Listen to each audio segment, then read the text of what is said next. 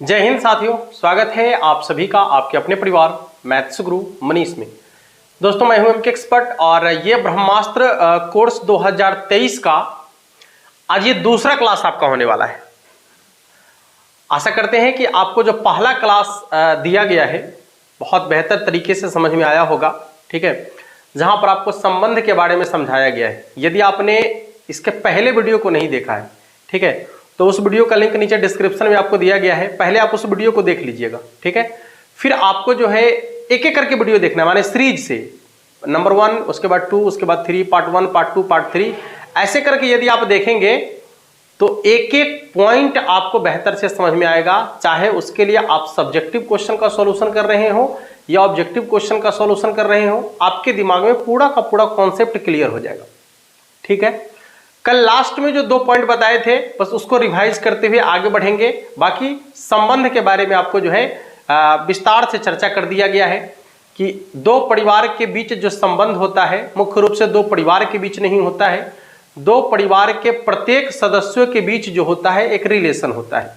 यानी पहले परिवार के प्रत्येक सदस्य का दूसरे परिवार के प्रत्येक सदस्य के बीच कोई ना कोई संबंध होता है, ठीक है। हाँ, और उसको बखूबी आपको समझा दिया गया था। दूसरा कॉन्सेप्ट आपका था जिसकी शुरुआत अभी हम करेंगे यहां से, ये बहुत ज्यादा इंपॉर्टेंट है। हम यहां पर लिख देते हैं, ये VVI बहुत VVI है, ठीक है। इस पर आपसे सवाल पूछा जाता है क्या कि यदि आपसे कहे कि नंबर ऑफ ए बराबर 5, नंबर ऑफ बी बराबर 4, यानी कोई समुच्चय ए है जिसमें सदस्यों की संख्या 5 गो है। नंबर ऑफ ए कहने का मतलब समुच्चय ए में सदस्यों की संख्या 5 गो है, और कोई समुच्चय आपका बी है जिसके सदस्यों की संख्या कै गो है, 4 गो है। तो सवाल आपसे पूछेगा कि number of A cross B, यानी जब दोनों को मिलाएंगे, ठीक है, जब दोनों परिवार का क्रॉस प्रोडक्ट निकालेंगे, यदि दोनों परिवार को मिलाते हैं, ठीक है, तो उसका मान कितना के बराबर होगा, यानी number of A cross B का मान क्या होगा।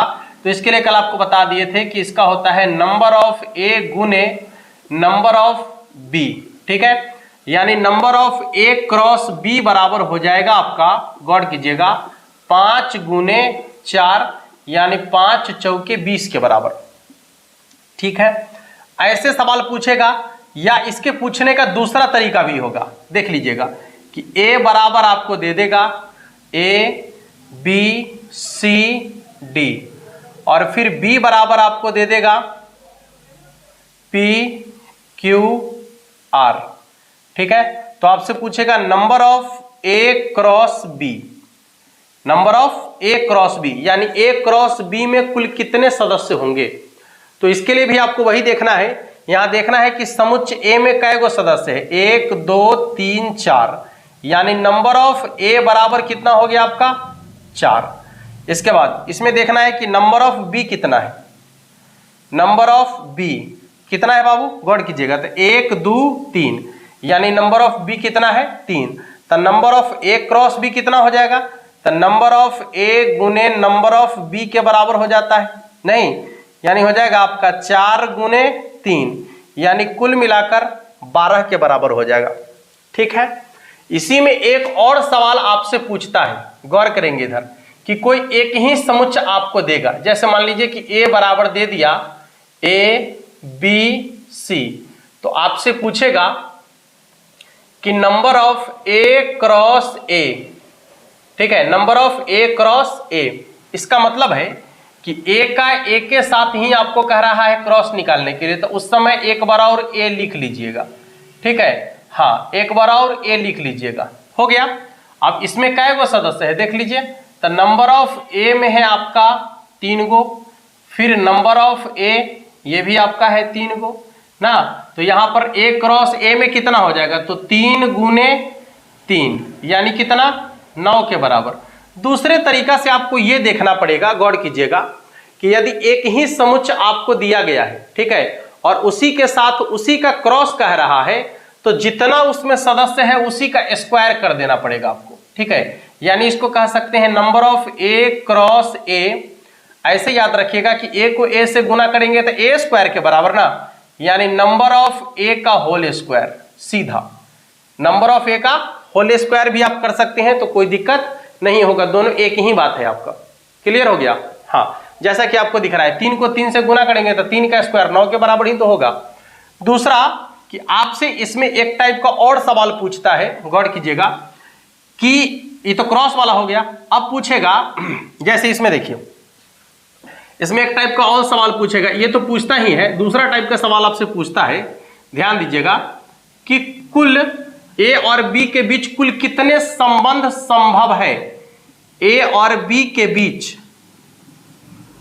ए और बी के बीच कुल कितने संबंध संभव है। ठीक है, कुल कितने संबंध संभव है, यानी कुल कितने संबंध संभव है, ए और बी के बीच कुल कितने संबंध संभव है।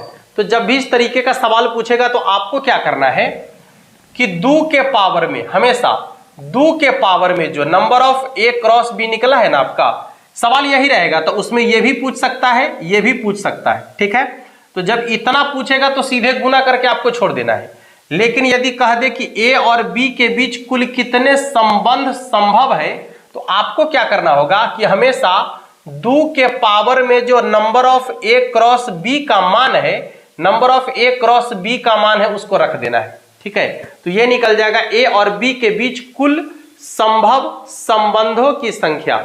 यदि आपसे पूछे कि ए और बी के बीच कुल कितने संबंध संभव है, तो आपको सिर्फ यही मतलब सिंपल सा काम कर देना है कि 2 के पावर में जो number of A cross B आपने निकाला है, बस उसी को क्या कर देना है कि 2 के पावर में रख देना है, तो आपका जो है कुल संबंधों की संख्या निकल जाएगा। जैसे यदि इस सवाल में पूछे कि ए और बी के बीच कुल कितना संबंध संभव है, ए और बी के बीच कुल कितना संबंध संभव है, तो क्या हो जाएगा 2 के पावर में ए क्रॉस बी का मान, ए क्रॉस बी का मान कितना के बराबर है, 12 के बराबर है। नहीं तो इसका हो जाएगा ए और बी के बीच कुल संबंधों की संख्या 2 के पावर 12।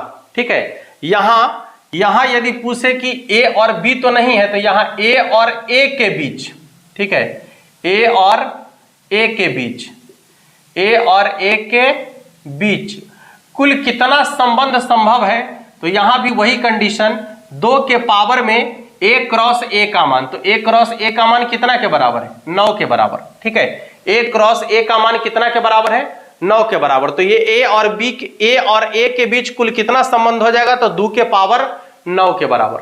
ठीक है, 2 के पावर 9 के बराबर। जब भी आपसे पूछे कि ए और बी के बीच या ए और ए के बीच कुल कितना संबंध संभव है, तो आप देख सकते हैं हमेशा लिखना है 2 के पावर, दोनों को गुना करके, दोनों में जितना अवयव होगा उसको गुना करके 2 के पावर में लिख देना है।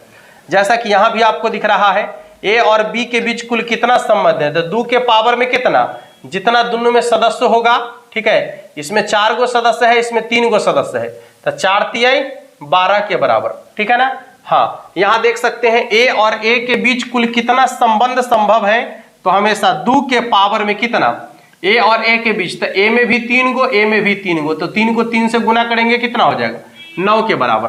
ठीक है, तो आशा करते हैं कि ये चीजें आपको बेहतर से समझ में आ गया होगा और आपके बोर्ड एग्जाम में इससे सवाल निश्चित रूप से आपसे पूछा जाएगा। ठीक है, तो ये कॉन्सेप्ट सबका क्लियर हो गया। अब हम देखेंगे जहां से सवाल आपसे पूछा जाता है कि संबंधों के प्रकार, यानी टाइप्स ऑफ रिलेशन। आइए उसको देखते हैं। आइए समझते हैं। अब संबंध के प्रकार को समझेंगे। पहले हमने लिख लिया है, क्योंकि ज्यादा वक्त हम नहीं चाहते हैं कि लिखने में बिताए, ज्यादा से ज्यादा टाइम आपको जो है समझाने में देंगे, इसलिए पहले से ही हम यहाँ तैयार करके रखे हैं।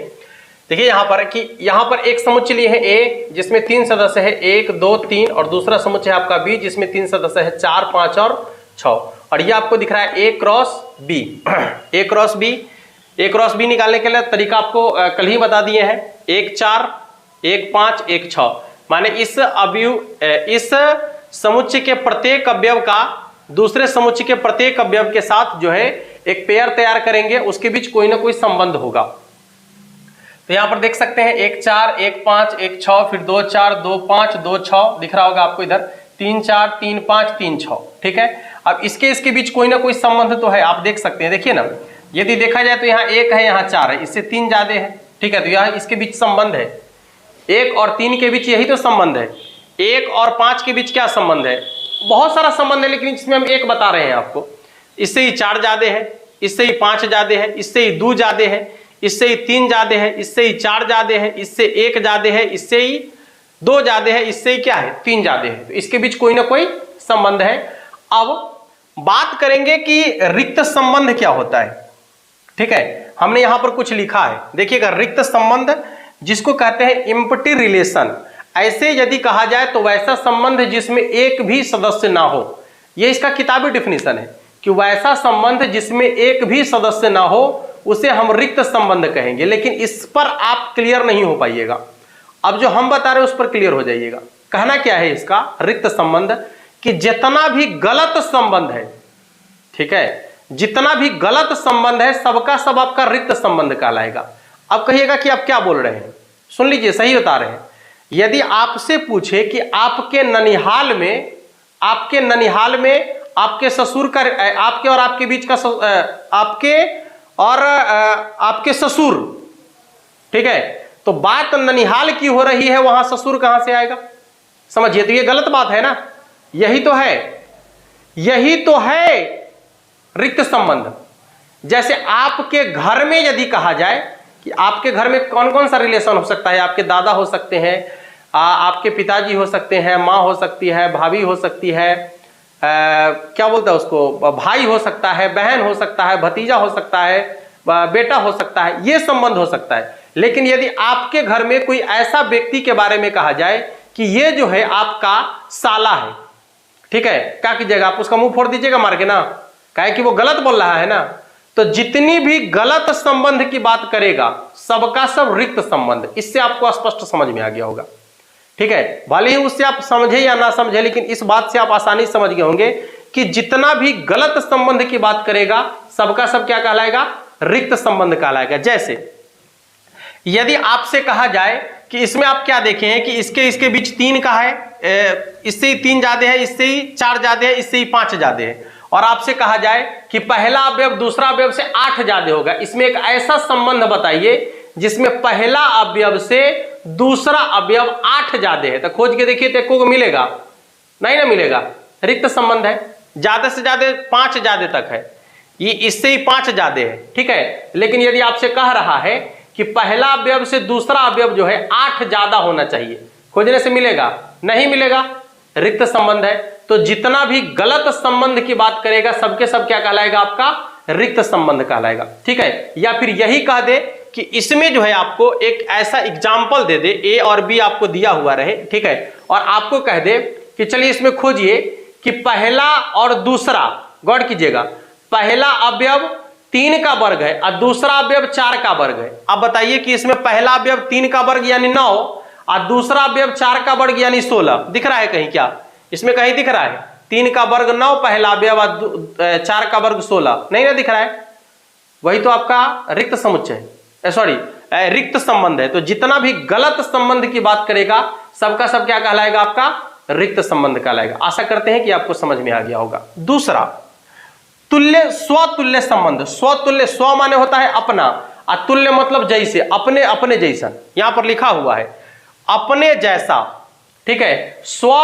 स्व माने अपना, तुल्य मतलब अपने तुलना में, अपने जैसा। यहां पर लिखा हुआ है अपने जैसा, यानी सेम टू सेम।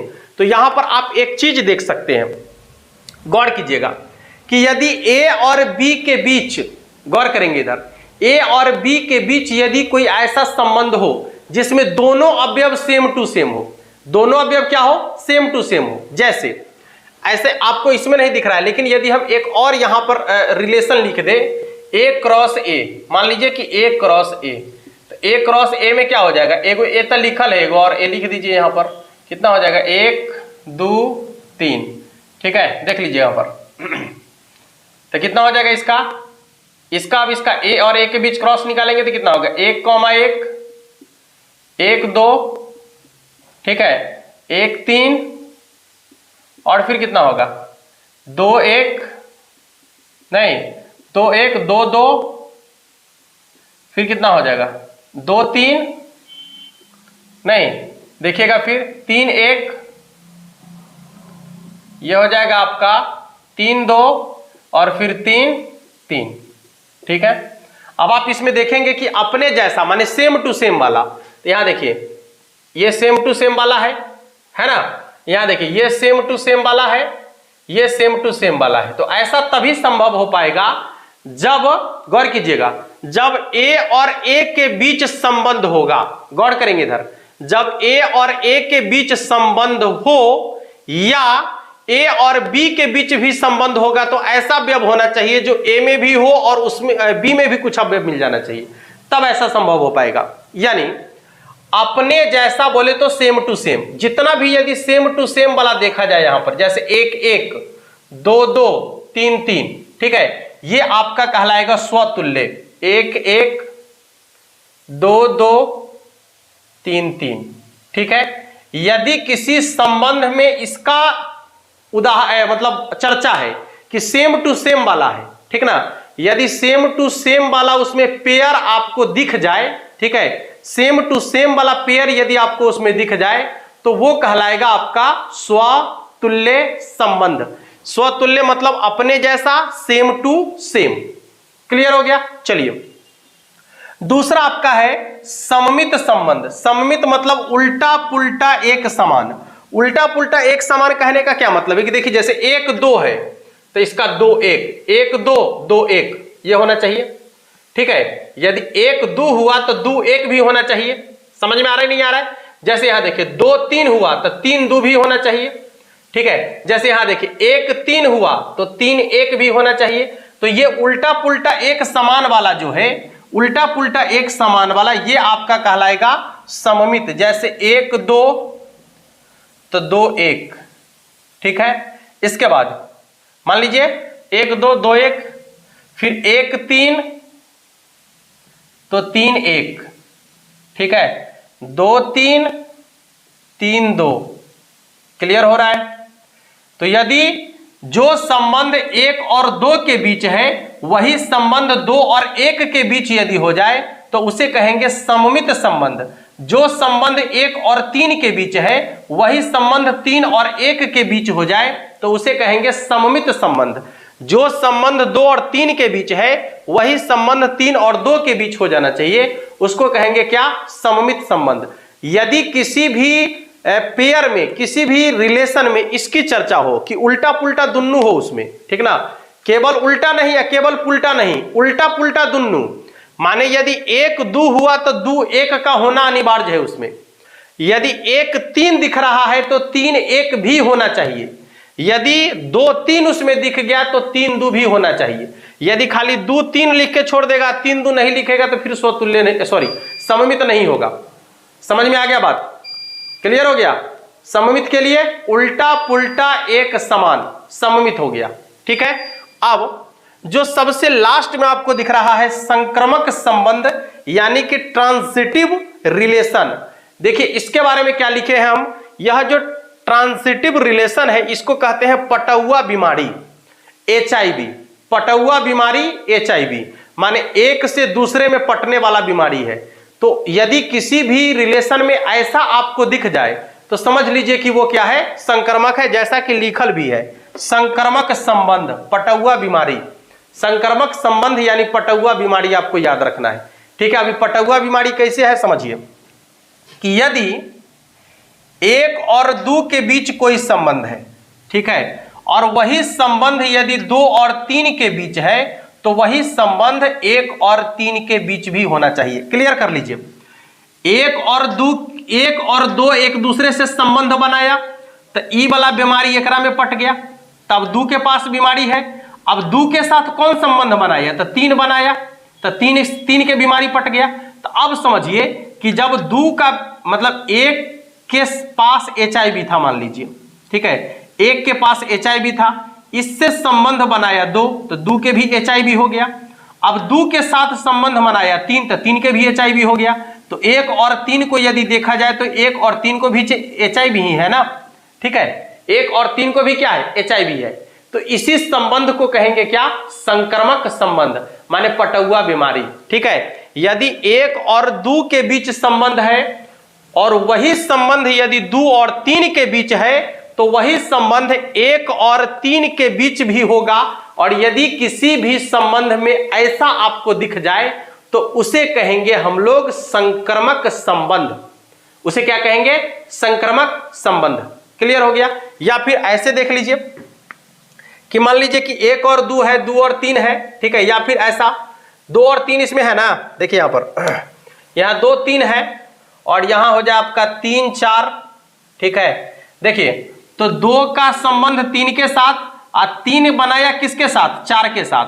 तो अब यहां देखिए 2 बनाया 3 के साथ संबंध और 3 बनाया 4 के साथ संबंध, तो इसमें 2 4 भी होना चाहिए, ठीक है। इसमें 2 4 भी क्या होना चाहिए? यदि 2 4 है तो यह आपका संक्रमक है, अन्यथा संक्रमक नहीं है। संक्रमक मतलब पटुआ बीमारी, HIV। यदि पहला और दूसरा 1 और 2 के साथ जो संबंध है, यदि वही संबंध 2 और 3 के साथ है तो 1 और 3 के साथ भी वही संबंध होना चाहिए। क्लियर हो गया?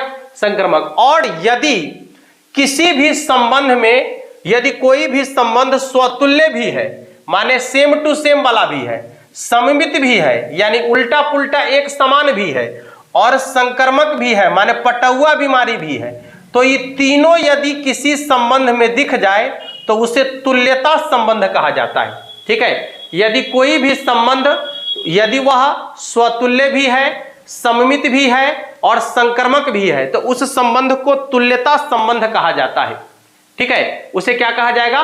तुल्यता संबंध कहा जाएगा।